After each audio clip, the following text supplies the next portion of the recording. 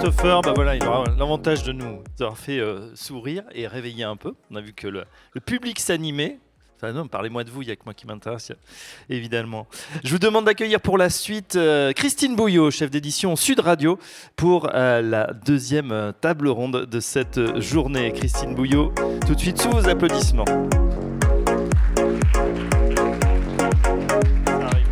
Ça arrive. Merci beaucoup, merci à vous. Séquence importante, notamment sportive, hein, j'aime beaucoup ce qui a été dit sur la partie sportive. On en arrive effectivement à cette partie de la conférence autour de la rétention des talents, l'organisation inclusive, diversité, les nouvelles compétences du dirigeant financier. Quel retour d'expérience aussi en fonction de la taille de l'entreprise. Donc elles incarnent à elles deux entreprises de taille totalement différentes, deux parcours différents également, avec des problématiques qui vont, vous allez le voir très certainement, se rejoindre. Je vous demande d'accueillir donc Victoire Aubry, qui est directrice financière d'ICAD SA, qui vient d'arriver, et Chloé Giraud, directrice financière de Pigment. Vous pouvez les applaudir.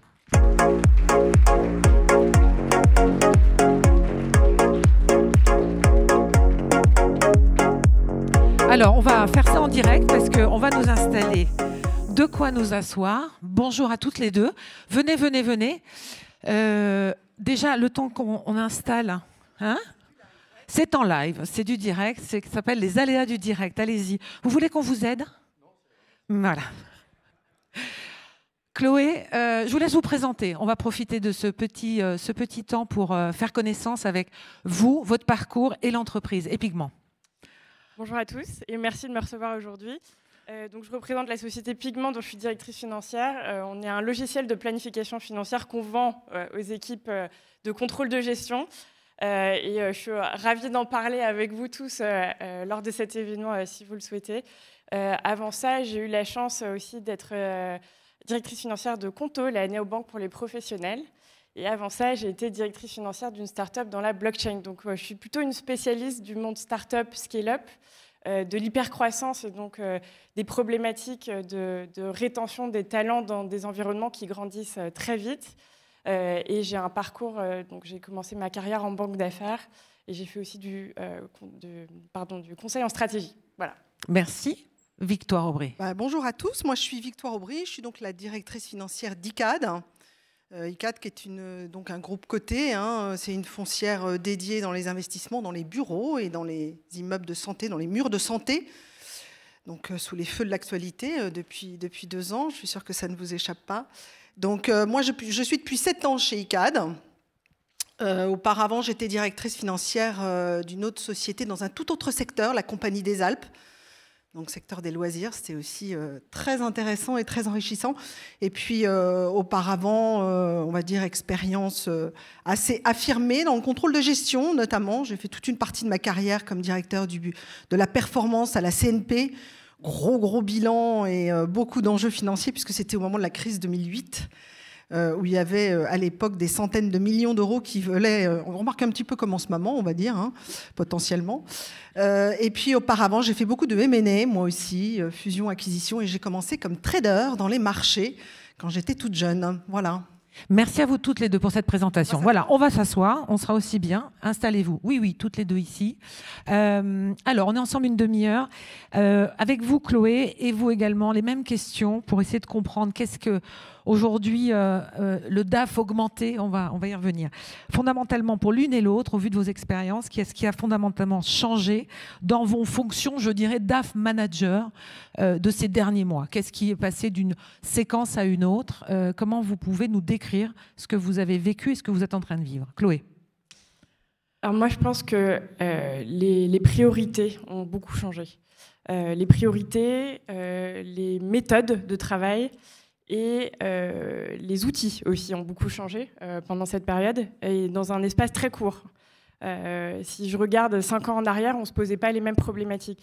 Donc si je viens sur le premier point sur les priorités, aujourd'hui, on est un peu moins sur des reportings complètement financiers. On commence à shifter vers l'extra-financier avec un DAF qui est plutôt sur la gestion des risques et des risques qui sont toujours plus multiples avec des risques environnementaux aujourd'hui qu'on doit intégrer dans notre notre roadmap, des risques aussi de réputation avec évidemment toute la sphère de communication autour de nous, et puis aussi les perspectives et les priorités ESG à intégrer en fait dans notre propre quotidien.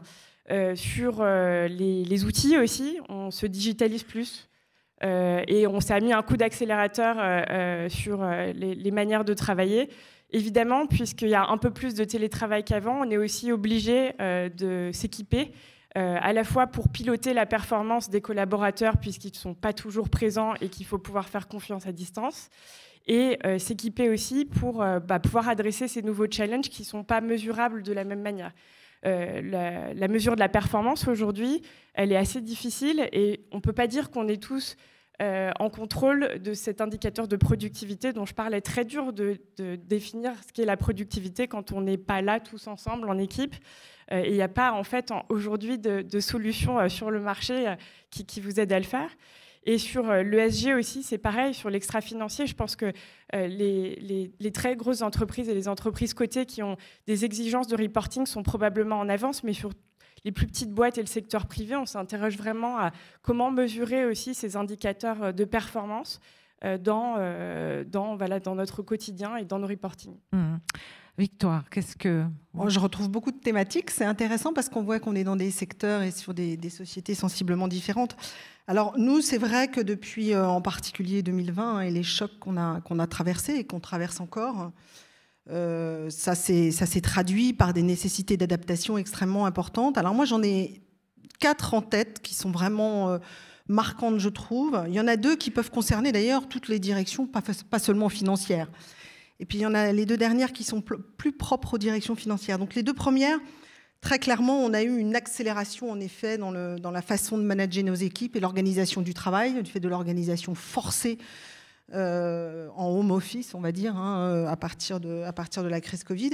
Il faut savoir une petite spécificité, c'est qu'ICAD, qui est donc un acteur principalement qui loue des mètres carrés de bureaux, on était passé depuis 2017 en full flex office, les équipes, avec du télétravail.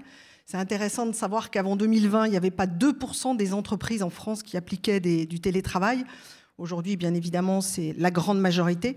Donc nous, on était un petit peu, j'ai envie de dire, précurseurs. On avait déployé cette organisation et ça avait eu pour conséquence d'accélérer dès 2017 la digitalisation des process et des organisations. Ce qui fait que quand la crise Covid est arrivée et qu'on s'est retrouvés tous du jour au lendemain cloîtrés chez nous, je dirais que la transition a été un petit peu plus facile, entre guillemets. Pour autant, ça a été clairement un grand bouleversement, bien évidemment, dans l'organisation du travail. Moi, je reprends cette notion de confiance. Il a fallu faire confiance aux équipes qui étaient à distance. Et donc, on a eu quand même, nous, une clôture comptable en pleine crise Covid. C'était donc mars 2020. Pas le choix, donc il fallait clore les comptes. Et on était tous à distance, donc c'était pas facile. Donc très clairement, ces 2 effets, mais je pense qu'ils sont aussi propres un peu à toutes les directions, c'est accélération de la digitalisation des process et accélération aussi, bien évidemment, évolution du mode de management. 2 autres très forts impacts, mais la plus propre aux directions financières. Le premier, c'est que moi, je le vis comme ça depuis 2020. Il y a une intensité sur justement la production de reporting et les outils d'aide à la décision en matière d'indicateurs financiers qui est absolument colossale aujourd'hui, une pression très très forte. On est dans un monde qui bouge très très vite, qui est très en fait déstabilisant, parce que quand on élabore nos budgets, on s'aperçoit que quelques mois après, en réalité, les thermomètres ont déjà complètement bougé. Donc cette capacité que l'on doit avoir aujourd'hui en accéléré, de réagir, de mettre à jour, de projeter nos données et donc de piloter à moyen terme, ça, moi, c'est quelque chose que je vis de manière très intense et qui s'est d'ailleurs encore accéléré cette année avec une toute autre crise, qui est celle de la hausse des taux d'intérêt. Donc, on voit bien que ça, c'est, je pense, pour les directions financières, et quelle que soit leur taille et leur dimension, c'est quelque chose, on est de plus en plus en avant-phase sur la nécessité de donner des indicateurs pour des outils d'aide à la décision pour les directions générales. Et le deuxième impact très fort, et là je vous rejoins, c'est que depuis 2020, on le voit bien, il y a eu une accélération de la cause environnementale, je vais appeler ça comme ça. Les reporting taxonomie, nous, en tant que société cotée, on doit être au rendez-vous dès janvier l'année prochaine. sur une interprétation de normes qui sont un champ de complexité sans nom, avec personne qui a fait aujourd'hui de précédent, donc c'est extrêmement complexe. Mais là aussi, c'est très intéressant parce que ce reporting taxonomie, pour moi, c'est la première étape de la réconciliation de l'extra-financier avec le financier. Parce qu'aujourd'hui, c'était deux mondes qui évoluaient un peu en parallèle, aussi techniques l'un que l'autre d'ailleurs. C'était très difficile de comprendre l'un et l'autre quand on est d'un côté ou de l'autre de la barrière. Et donc là, je trouve que c'est intéressant et c'est passionnant pour les directeurs financiers. Ils vont devoir bouger, évoluer et apprendre et connaître cette dimension-là. Vous voulez réagir à ça, Chloé, sur ces notions-là ? Je pense qu'on est d'accord sur le constat et à mon avis, la salle est d'accord avec nous. Alors, on parle maintenant de rétention des talents, organisation inclusive diversive. C'est comment on fait, Chloé, Victoire, vous avez commencé à aborder comment on manage aujourd'hui. Vous parliez de confiance. C'est avec les nouvelles méthodes, avec les nouvelles attentes. C'est une obligation absolue aujourd'hui. Victoire. Oui, je veux bien commencer. Donc, alors, ICAD, la direction financière, c'est une centaine de personnes au niveau groupe. Et il y a 2 directions financières par ailleurs dans 2 autres filiales. Donc, c'est un bassin d'emploi de 200 personnes à peu près, avec des expertises très diversifiées d'ailleurs, qui sont, voilà, ça va du contrôle de gestion jusqu'à la compta, en passant par les financements, la communication financière, du M&A. Enfin, il y a des expertises très diversifiées. Donc, il faut coordonner, j'ai envie de dire, toutes ces équipes. Tout ça plus ou moins à distance maintenant, avec une organisation du travail qui est quand même en forte évolution. Et je pense que le mot-clé de tout, c'est la confiance. C'est-à-dire qu'il faut que chacun à son niveau, chaque manager à son niveau, soit très clair dans ses prises de position, dans les orientations qu'il demande. Donc, une demande de clarification du rôle du manager encore plus pressant qu'auparavant, parce qu'on est à distance maintenant 2 à 3 jours par semaine. Donc voilà, si le dossier part dans le mauvais sens, on met plus de temps à s'en rendre compte. Donc c'est vraiment une intensification, une forte nécessité d'être plus clair, j'ai envie de dire, dans les orientations. Et en parallèle, une forte demande de se retrouver tous ensemble. Je ne sais pas si Chloé le vit, mais moi, je vois mes équipes vraiment qui ont besoin de réorganiser des séminaires, de réorganiser des soirées pour remercier les équipes, pour remercier les efforts. Parce que cette crise aussi sanitaire, et je pense qu'on l'a tous vécu de la même manière, ça a été aussi une formidable opportunité de plus d'empathie, je trouve, et d'écoute de l'autre, de sa situation. Parfois, on est même rentré, bien évidemment, quand c'était nécessaire, mais pour une meilleure compréhension dans la position de l'autre, aux bornes du privé parfois, puisqu'on était tous à distance et chez nous. Et tout ça a créé plus d'empathie, plus de compréhension, plus de soutien des uns avec les autres et d'entraide. Moi, je l'ai vécu comme ça et je le vis encore comme ça et c'est resté, je trouve. Chloé, vous vous retrouvez là-dedans même? Oui, bien sûr. Je rejoins Victoire. Confiance et donc transparence, puisqu'on ne peut pas faire confiance si les objectifs ne sont pas clairs et si rendre des comptes est un problème pour les collaborateurs. En fait, on ne peut pas faire confiance s'il n'y a pas déjà ces éléments-là. La reconnaissance. Effectivement, qui passe pas forcément par de l'argent. C'est une reconnaissance verbale, en fait, le fait d'avoir de la gratitude un peu au quotidien et des mots de gratitude que les collaborateurs attendent et ils le formalisent comme cela. Nous, il y a aussi le respect du droit à la déconnexion qui est très présent. Le fait de respecter en fait le temps en dehors du travail et de séparer le temps à la maison du temps du travail, qui est de plus en plus amené en entretien. Et puis, je dirais, peut-être le dernier point, c'est la bienveillance et l'intelligence émotionnelle, le fait d'être capable un peu de personnaliser l'approche en fonction des situations. On sait très bien que la productivité d'un collaborateur peut être impactée par des événements personnels qui impactent la vie au travail. Et ça, je pense que c'est aussi encore plus important qu'avant. Alors, vous avez déjà un peu répondu, effectivement, on s'adapte aux nouvelles attentes des collaborateurs. À la question de cette thématique, rétention des talents, comment on fait, là, maintenant, avec ces nouvelles attentes, ces nouvelles façons de travailler, comment dans vos fonctions, vous mettez en place de quoi retenir les talents, les faire venir et les garder? Chloé. Alors, il n'y a pas de vérité puisque ça dépend vraiment des secteurs. Je pense que le constat est le même dans tous les secteurs, c'est qu'il y a l'écart se creuse entre les compétences demandées et les compétences disponibles. Et ça, c'est vrai chez le coiffeur en bas de chez vous, chez le boulanger, mais aussi dans la grosse ETI ou dans la start-up. Et donc, à partir de là, on a tous fait le même constat qu'il fallait trouver des nouvelles méthodes à la fois pour attirer, manager et retenir ces talents. Ça passe, à mon avis, déjà par un effort sur la formation initiale. Parce qu'en fait, cet écart des talents, il est en fait le fruit d'un problème au niveau des formations. Et je pense qu'il faut s'élargir à plus de formations, typiquement. Ne pas recruter que ses semblables et essayer d'avoir des équipes plus diverses, plus de parcours, être moins regardant sur les titres et les expériences, mais davantage sur le vécu. Et puis, je le redis, la personnalisation et le fait de comprendre en fait les drivers intrinsèques à chacun qui sont pas les mêmes. Certains, ça va être la promotion de la fin d'année, d'autres, ça va être le fait d'avoir du temps libre, certains, ça va être de pouvoir faire du sport à midi. Et je pense que cette personnalisation, en fait, aujourd'hui, elle est clé et fondamentale. Victoire. Et en complément, je pense aussi que ce qui est de plus en plus important, au-delà de la rémunération, bien évidemment, qui reste quand même central, on a beau le dire, ça reste quand même important, mais au-delà de la rémunération, c'est tout le package à côté. Et ce qu'on voit aussi de plus en plus se profiler et se prononcer, c'est qu'on devient plus attractif en ayant des options, par exemple, d'offres en matière de mobilité douce. C'est très intéressant de voir que ça évolue aussi très sensiblement. Si on offre des subventions pour acheter des vélos électriques, par exemple, pour venir au bureau, et des choses comme ça, c'est des add-ons, en fait, c'est des choses additionnelles qui sont très, très appréciées aussi pour attirer le collaborateur.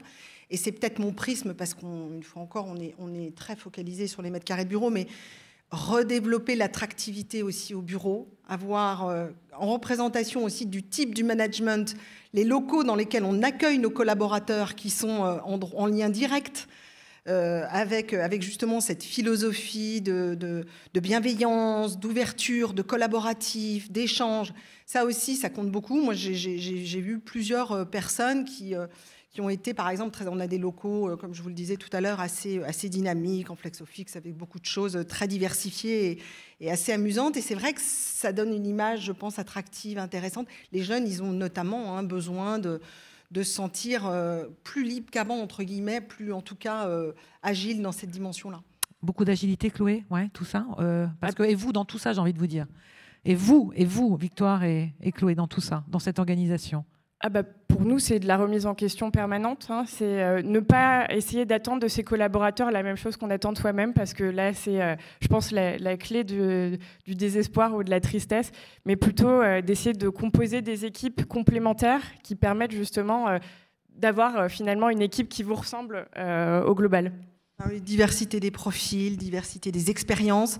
Moi-même, qui ai changé de secteur à peu près 5 fois depuis le début de ma vie professionnelle, à chaque fois, je suis frappée de voir quand j'arrive dans une entreprise, par exemple chez ICAD, j'allais dire c'est tous des clones, peut-être pas, mais en tout cas dans les formations, il y a beaucoup de gens avec des profils similaires.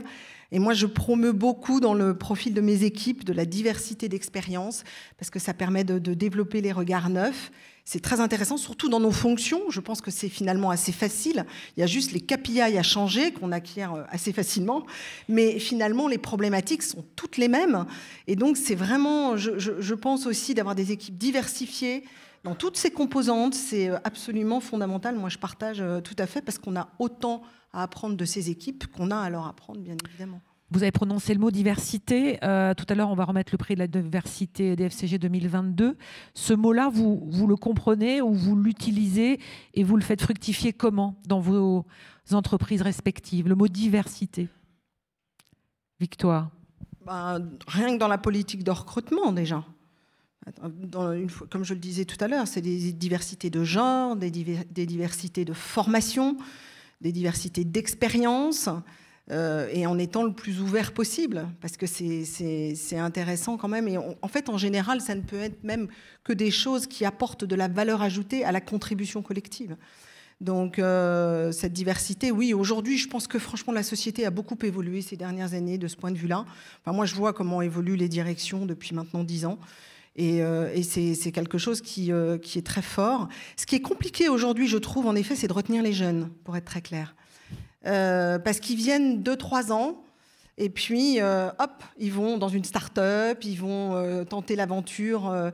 Ils vont faire le tour du monde. Dans d'autres secteurs. Ils vont faire le tour du monde beaucoup plus facilement. On voit bien qu'on ne les retient plus du tout de la même manière. Donc là, c'est vrai que... Alors, il faut bien sûr, comme toujours, un profil, un parcours professionnel, etc. Mais il demande aussi très clairement de l'agilité et de la souplesse dans l'organisation du travail. Ça, aujourd'hui, je crois que ça fait partie intégrante. En fait, on s'adapte très vite. En moins de 2 ans, là, je pense que c'est vraiment aujourd'hui, ça fait partie du modus vivendi. Et donc, c'est un effort quotidien, en effet, pour les jeunes. Parce qu'à partir du moment où on a passé 2-3 ans, je dirais qu'il y a une fidélité qui s'installe. Et moi, je vois bien sur les équipes qui sont là depuis plus longtemps, il y a une vraie fierté d'appartenance, une vraie fidélité. Tout ça, ce sont des notions de valeur qu'il faut développer dans le temps. Et les jeunes, ils arrivent, ils passent très vite. Donc, je pense que c'est ça la difficulté aujourd'hui, en tout cas, moi, que je ressens à mon niveau, c'est cette capacité à leur faire passer cette étape de « ça y est, je suis très attachée à ICAD et j'ai envie d'y rester vraiment durablement ».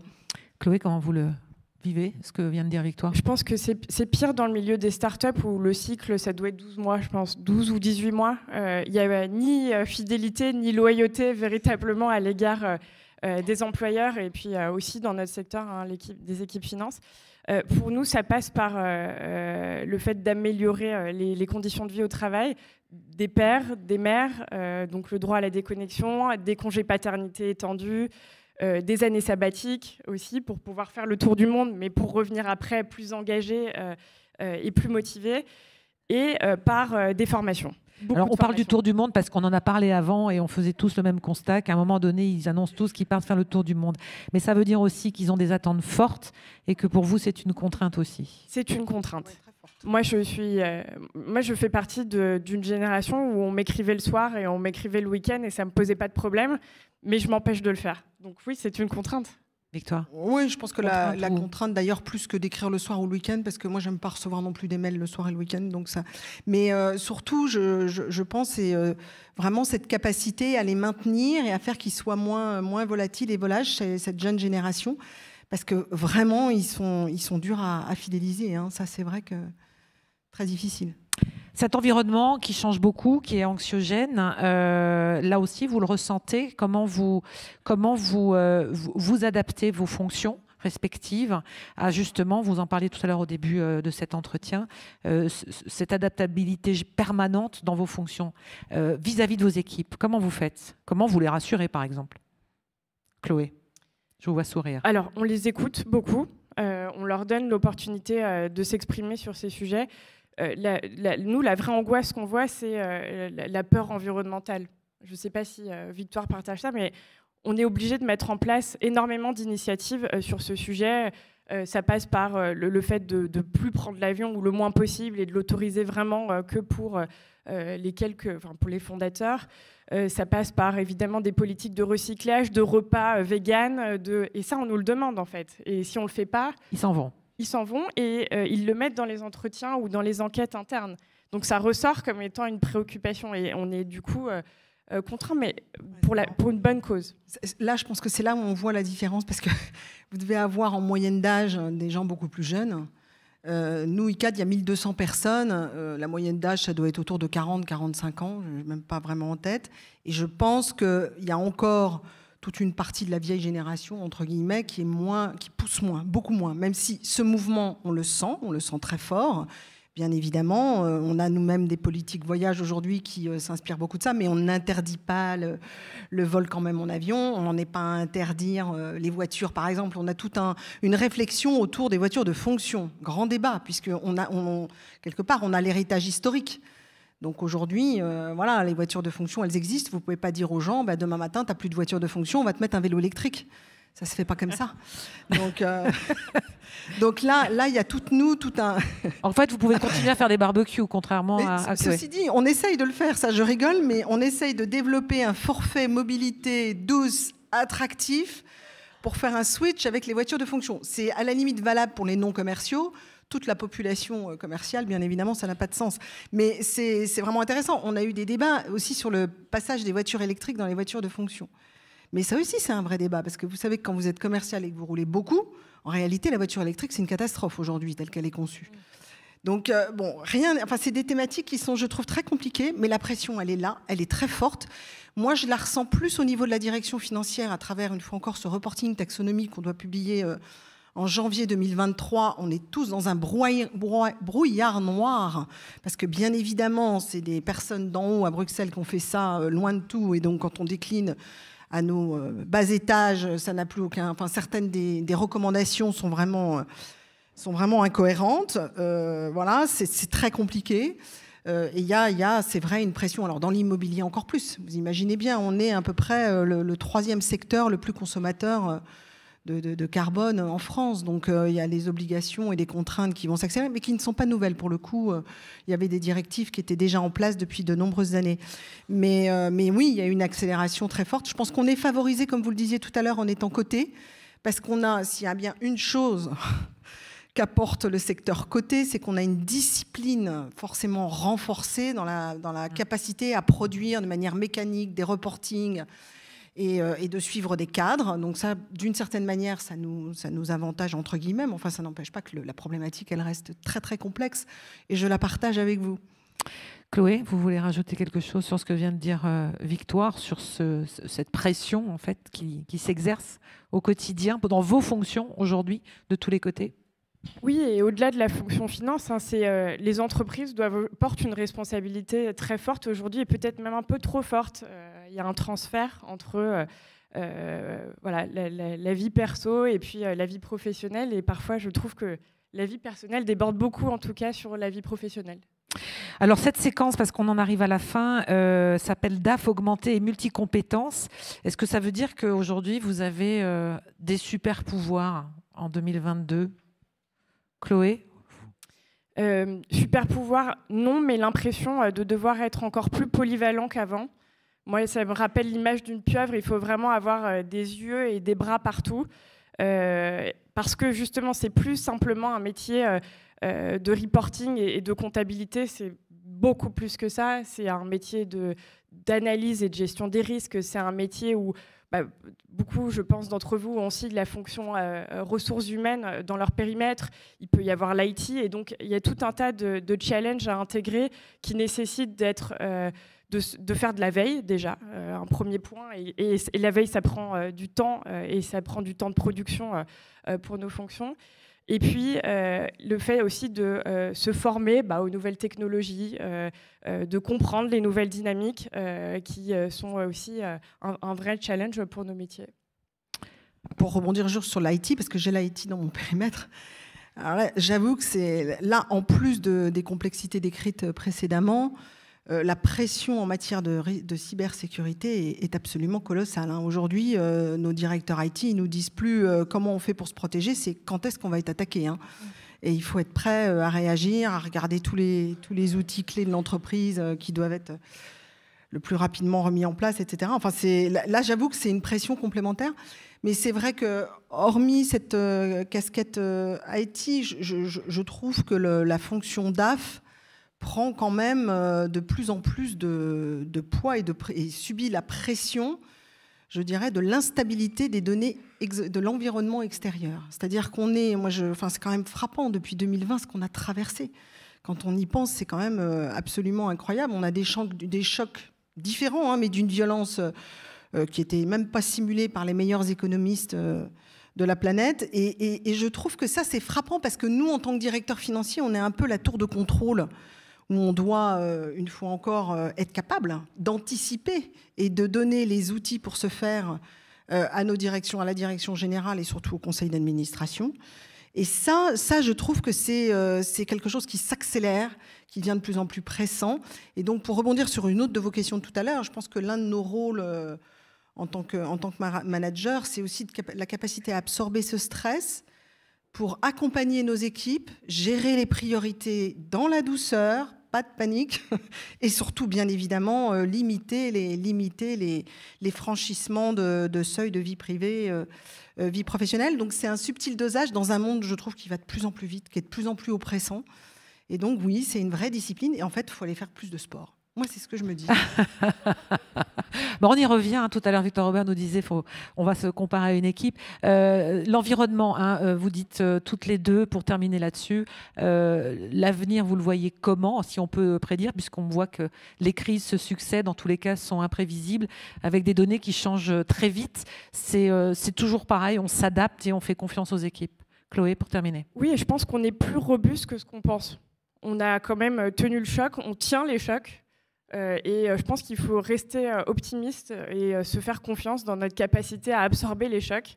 Voilà, là, on est en pleine crise des marchés financiers à nouveau, de la volatilité du change, de l'inflation. C'est très difficile de maîtriser ces paramètres dans nos budgets. On s'adapte.